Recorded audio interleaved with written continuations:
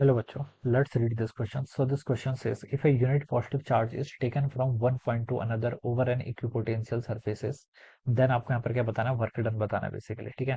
तो देखिए बच्चों, इस क्वेश्चन का की कॉन्सेप्ट आप क्या लिख सकते हैं, तो वर्क डन क्या लिख सकते हैं, वर्क डन लिख सकते हैं, ठीक है। Work done will be the key concept of this question, ठीक है। अब बच्चों देखिए, वर्क डन को हम कैसे डिफाइन करते हैं। वर्क डन होता है आपका charge times potential difference, Q times delta we. ये आपका वर्क डन कहलाता है, ठीक है। अगर किसी चार्ज पार्टिकल को हम, ठीक है, किसी एक पोटेंशियल, एक पॉइंट जिसका पोटेंशियल V1 है जिस पॉइंट पर, और दूसरा पॉइंट जहां पर पोटेंशियल V2 है, मूव कराते हैं, तो वर्क डन होता है charge times change in potential, ठीक है। देखिए वर्क डन बेसिकली आपका चेंज इन पोटेंशियल एनर्जी के इक्वल होता है, ठीक है। अगर चार्ज पार्टिकल, देखिए हमने ये वर्क एनर्जी थ्योरम से पढ़ा है ना कि इलेक्ट्रिक जो आपका फोर्स लग रहा है, कौन सा लग रहा है, इलेक्ट्रोस्टैटिक फोर्स।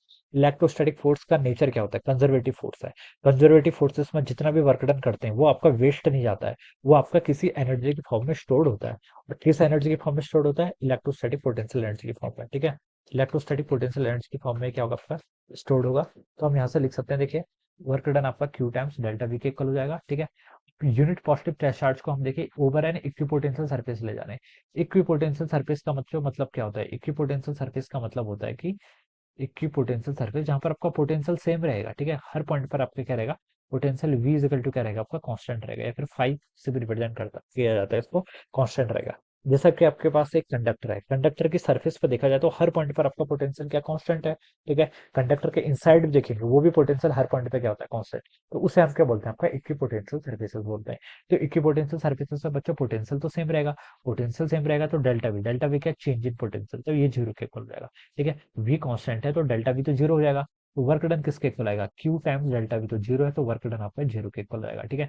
तो मैं ये बता सकता हूँ कि इक्विपोटेंशियल सरफेसेस पर किसी भी चार्ज पार्टिकल को एक पॉइंट से दूसरे पॉइंट पर मूव कराने के लिए आपको कोई भी वर्क डन नहीं करना पड़ता है, ठीक है। तो वही हमसे पूछा गया कि देन वर्क डन, ठीक है।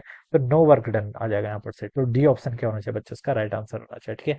बस प्रॉपर्टी ये होनी चाहिए आपकी इक्विपोटेंशियल सरफेस की, आंसर तो वहीं से सॉल्व हो जाएगा। So I hope you all understood this concept, all the best and thank you so much.